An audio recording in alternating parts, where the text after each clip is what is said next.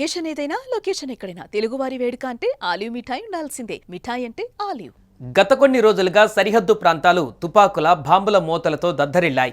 ఏ క్షణం ఏం జరుగుతుందోనని తెలియక అక్కడి ప్రజలు ప్రాణాలను అరచేతులు పెట్టుకుని బిక్కుబిక్కుమంటూ బతికారు. అలా కొన్ని రోజుల పాటు పాకిస్తాన్ భారత్ మధ్య యుద్ధ వాతావరణం నెలకొంది. అయితే మొత్తానికి పాకిస్తాన్ భారత కాల్పుల విరమణ ఒప్పందానికి అంగీకారం తెలిపాయి.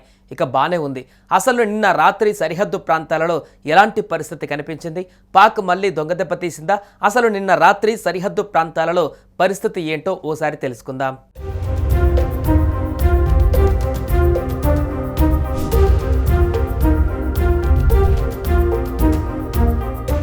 ఏప్రిల్ 22న జరిగిన పహల్గామ్ ఉగ్రదాడి అనంతరం భారత సైన్యం మే 7 ఆపరేషన్ సింధూర్ను ప్రారంభించిన విషయం తెలిసిందే.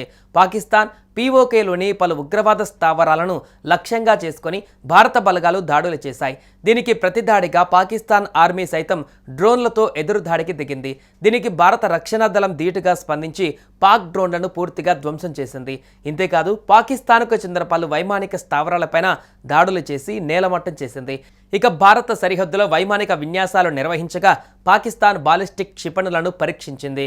ఇలా ఇరు దేశాల మధ్య గత కొన్ని రోజులుగా యుద్ధ వాతావరణం నెలకొనడంతో ఇటీవల కాల్పుల విరమణ ఒప్పందానికి అంగీకారం తెలిపాయి.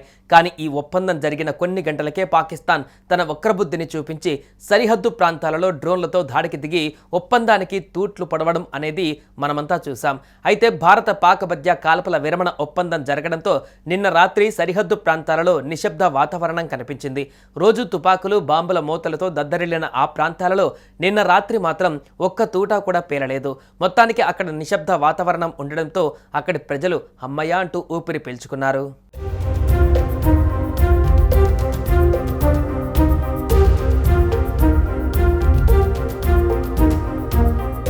ఇదిలా ఉంటే ఆపరేషన్ సింధూర్ పైన ఇండియన్ ఎయిర్ ఫోర్స్ స్పందించింది. ఆపరేషన్ సింధూర్లో భారత వైమానిక దళానికి అప్పగించిన పనులను పూర్తి ఖచ్చితత్వం, వృత్తి నైపుణ్యంతో విజయవంతంగా అమలు చేశామని ట్విట్టర్ వేదికగా వెల్లడించింది. జాతీయ లక్ష్యాలకు అనుగుణంగా ఉద్దేశపూర్వకంగా వివేకంతో కార్యకలాపాలు నిర్వహించామని తెలిపింది. ఈ ఆపరేషన్ కార్యకలాపాలు ఇంకా కొనసాగుతున్నందున తగిన సమయంలో కంప్లీట్ బ్రీఫింగ్ ఇస్తామని పేర్కొంది ఐఏఎఫ్.